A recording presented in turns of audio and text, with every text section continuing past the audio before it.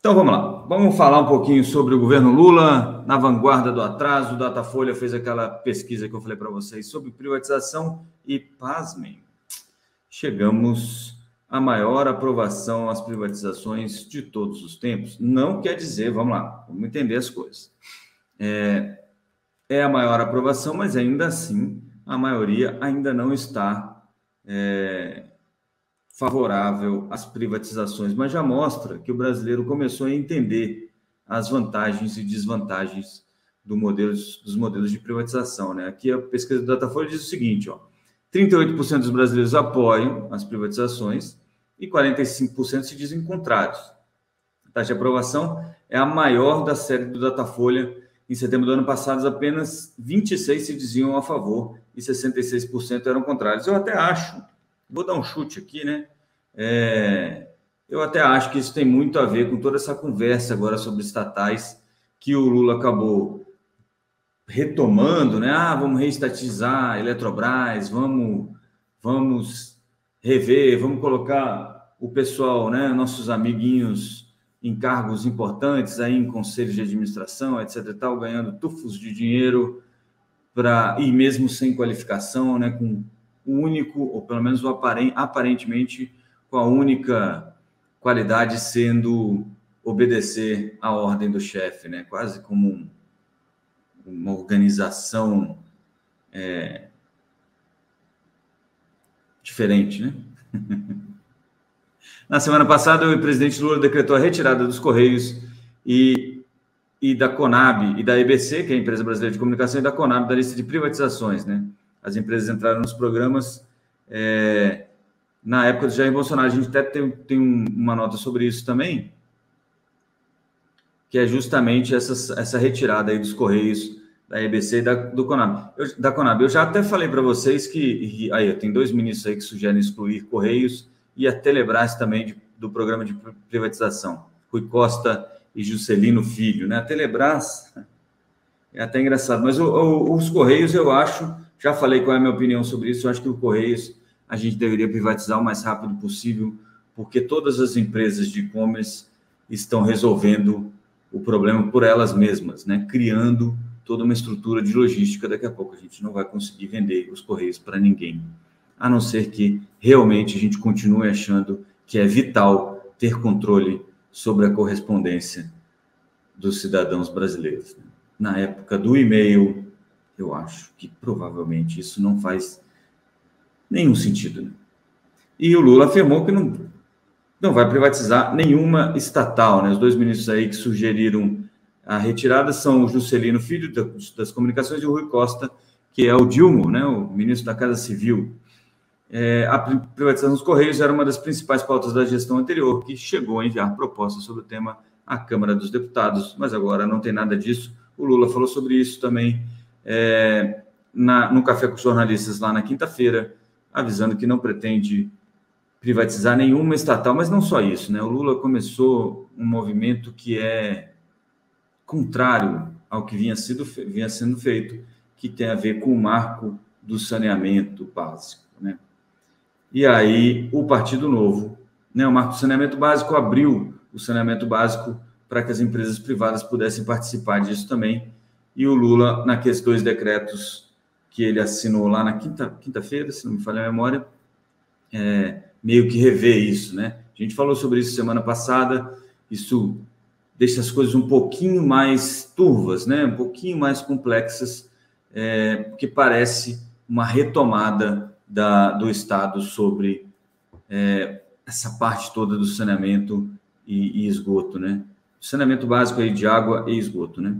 O Partido Novo acionou, então, o STF contra a mudança do marco do saneamento. O Partido Novo entrou com uma ação no STF para que os decretos que alteram o marco legal do saneamento sejam sustados, né? Para sustar os efeitos. Na ação, o partido alega que o governo violou 10 preceitos constitucionais: separação dos poderes, dignidade da pessoa humana, e aí por aí vai. Este é, sem dúvidas, o maior retrocesso proposto pelo governo Lula até agora, disse o presidente aí do Partido Novo, Eduardo Ribeiro, né? O marco legal do saneamento, vale lembrar, trouxe bilhões de reais, quase 100 bilhões de reais em investimento contratado para melhorar o saneamento básico. Qual o problema?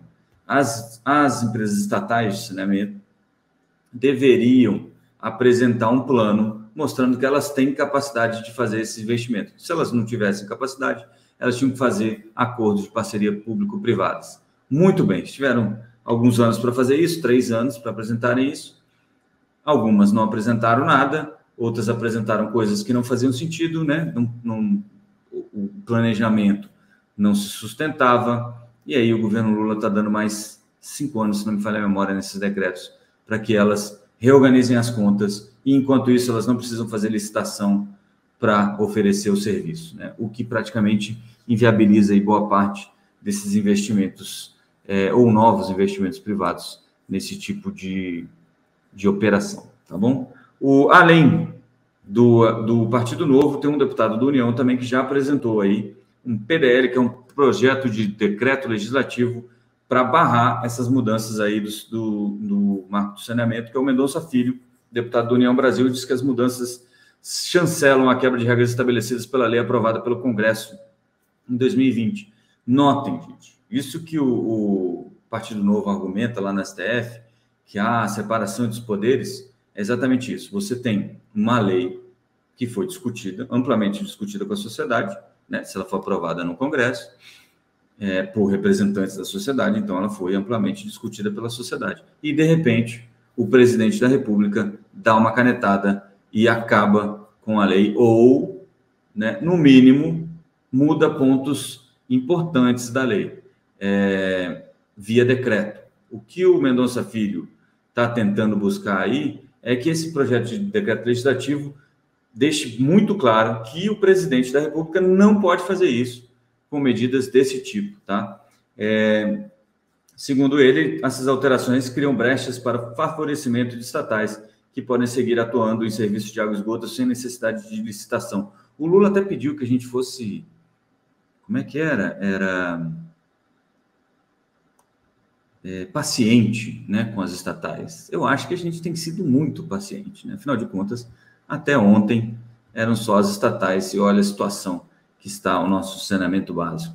Os decretos, diz aí o Mendonça, os decretos do presidente Lula podem trazer mais prejuízos do que benefícios para o setor de saneamento, comprometendo a qualidade do serviço prestado e dificultando o alcance da universalização do serviço para toda a população, disse aí o Evair de Mello em sua proposta parlamentar, que é esse PDL aí também, para assustar a norma do governo federal. Beleza? E aí o que aconteceu, né? Algumas empresas estatais saíram da associação que representa as empresas de saneamento, né, de água e esgoto, que são a Sabesp, a Copasa e a Corsan, que também deixou aí a associação. Pode subir, Joel. A Corsan, que é a Companhia Rio Grandense de Saneamento, Sabesp, que é de São Paulo, e a Copasa, que é de Minas Gerais, saíram, então, da Associação Brasileira de Empresas Estaduais de Saneamento. A Sabesp até falou que a visão da AESB, né, que é essa associação brasileira aí, é alinhada a instrumentos políticos e contraria a necessidade de segurança jurídica para o setor. Em comunicado, a empresa de saneamento de São Paulo afirmou que preza pela eficiência e governança para proporcionar investimentos em saneamento, sejam públicos ou privados. Está aí. Algumas empresas estaduais que se adequaram, né, que fizeram o trabalho, fizeram o dever de casa, chateadas, né, porque, no fim das contas, você está sempre premiando a incompetência, né? Então, os caras têm 10 anos para fazer um negócio, aí não faz. No 10º ano você fala, não, vamos dar mais um tempinho para eles. Mas por que a gente deveria dar?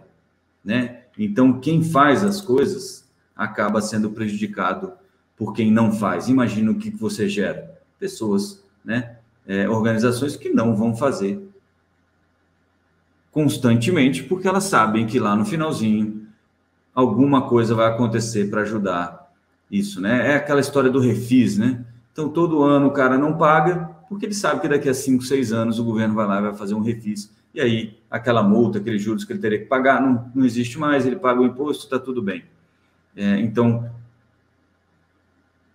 os agentes econômicos começam a contar com esse tipo de problema, de solução. E aí sempre a gente vai ter o mesmo problema, né?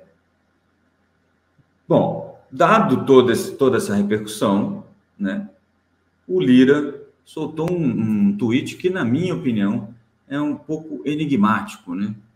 Ele diz que vai alterar... vamos lá, que o tweet está aí, por aí, ó. Diz o Arthur Lira, presidente da Câmara, defenda a revisão do marco legal do saneamento com o propósito de aperfeiçoar a legislação vigente. Ok. Porém, alerto que o parlamento irá analisar criteriosamente as sugestões, mas não vai admitir retrocessos. Muito bem. Aí o que acontece? Por que eu digo que é enigmático? Né? Defenda a revisão. Mas não admito retrocesso. O que é retrocesso, meu querido Lira? E o que deve ser revisto? Né? Eu acho que faltou um pouco de clareza e eu acho que não foi por acaso, né? Você deixa as portas abertas. É tipo aquela piada do senador que está morrendo. Senador não, é um político qualquer.